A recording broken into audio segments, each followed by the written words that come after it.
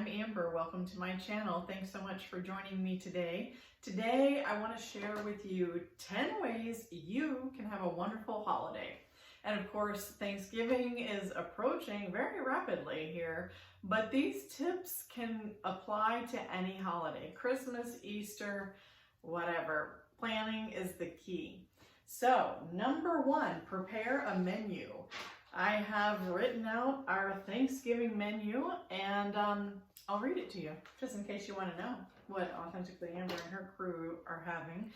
There will be a bunch of us. There will be like 12, possibly 13 of us, so that's a good group. So we are having, of course, turkey and ham, stuffing, stovetop, because everybody prefers the stovetop anyway, so that's what we're doing. I always make scalloped potatoes, green bean casserole, yum yum, collard greens in the Instant Pot, yay for the win, and candied yams on top of the stove like my mom used to do with the brown sugar and butter, lots of butter. Oh my goodness, I think she used to use at least a whole stick of butter. That's a lot of butter. Deviled eggs, which my younger son will make. That's his kind of specialty. So, of course, we'll have cranberry sauce and gravy and some iced tea. And other people are bringing desserts, so I don't have to worry about that. But I think we'll have the traditional pies, and my daughter-in-law and her parents are coming, which we're very happy about. And her mother makes cheesecakes. She makes awesome cheesecakes. And so my father is like the king of all cheesecakes. He loves cheesecake. So I believe her mother is making a pumpkin cheesecake. So that should be yummy. You might wonder what I am eating on Thanksgiving, but I'll be sharing about my plans for Thanksgiving on Wednesday after my weigh-in. So stay tuned for that. Okay, number two, check your inventory. This is an excellent time before you go shopping for the holiday. Check your spices, check your baking supplies, everything that you're going to need. Paper goods, foil. Foil is a big thing. We seem to run out of that quite a bit. This time, I think we have 2 containers of foil. We are armed and prepared. So yes, check your supplies. And then thirdly is write out your grocery list.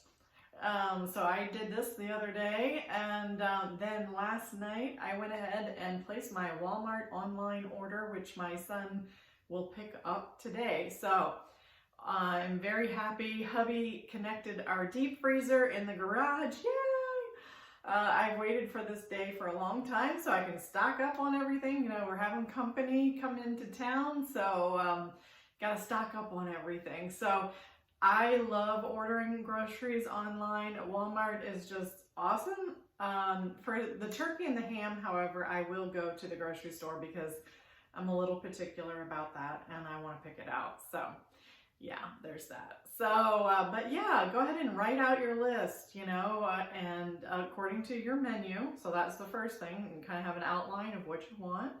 And then go from there. I love to order online. It just saves so much time, energy, etc. But, if you're one that likes to go to the store, then have fun. It's one of my least favorite things to do.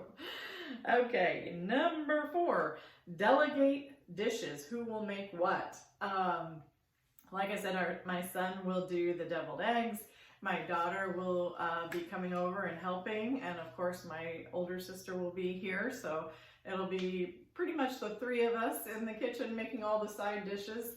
My husband is usually in charge of the meats, so I make sure I have all the supplies, and he's in charge of the turkey and the ham. So we kind of have a divide and conquer mentality here. Everybody has a job, and teamwork makes the dream work. And then also, I finally got smart last year. I've been married almost a quarter of a century, but I finally got smart last year. Last year, in advance, I delegated a cleanup crew. And it is not the same people who did the preparations, which I think is only fair, right? After spending pretty much all day in the kitchen, you should not have to also spend half the night in the kitchen cleaning up. So the men were in charge of cleaning up. So I've got to send out family texts to remind everybody this time. But yep, assign a cleanup crew. So that really helps things. Let's see. And then plan your seating and your tables. You know, this in particular, if you're having a large group of people. If it's just a small affair, then, you know, that won't be necessary. But for us, like I said, we will have 12 or 13 of us here. So we will have to bring in a folding table, put a nice tablecloth over both tables to kind of join them, maybe in an L shape. But plan ahead of time, have it in your mind how you're going to prepare things. And if you need to borrow chairs, etc., just having a plan in place will definitely make things go a lot more smoothly. And let's see, number 6, set the table the night before. This really helps because, you know, Thanksgiving Day is already busy enough. So whatever you can do ahead of time will save you. So I really like this idea, really do. And then number 7, you might ask yourself, where do I begin with the cooking? What do I cook first? Well, you would need to cook the items that will take the longest. So that is usually the turkey, unless you have some exquisite dish. But yep, the turkey. The turkey gets first priority. So the ham is usually just a matter of reheating. But for us, I like to have as much going in the crock pots and the Instant Pot. I already asked my daughter to bring her crock pot over, so I like to keep the foods, you know, nice and hot leading up to dinner.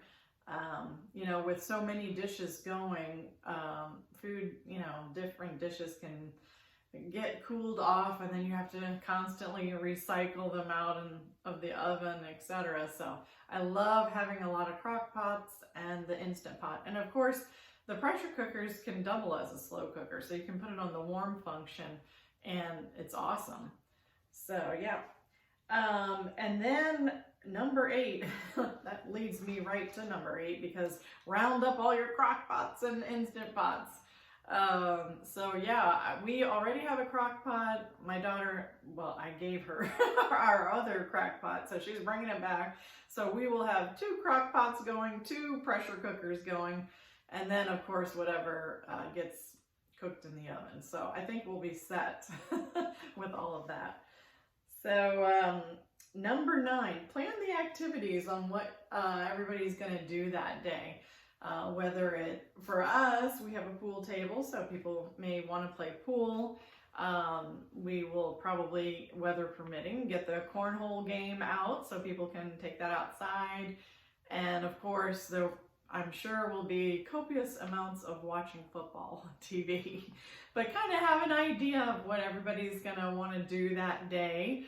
And, you know, lastly, relax, count your blessings, and enjoy the family time. You know, sometimes, especially if you're type A or kind of a perfectionist, you can be so concerned about everything coming together perfectly. And for me, I'm always worried about, let's make sure everything's still hot. You know, there's so many preparations, but at the end of the day, you know, it's funny because sometimes, you know, I will have thought, oh, I could have done this dish better. Oh, I could have, you know, done this differently with particular dishes. And usually, most always, my family is like, Mom, it's delicious. So, you know, relax. Aim high, but, you know, have realistic expectations for the day and just enjoy. You know, Thanksgiving is a time when we should truly pause and just really, really count our blessings. So I wish all of you a very, very happy Thanksgiving, and I hope it is a blessed day, that you are surrounded by family and friends, and that you just take this time to thank God for all of his many, many blessings in our lives. And happy, happy Thanksgiving to you all. Love you much. Thanks.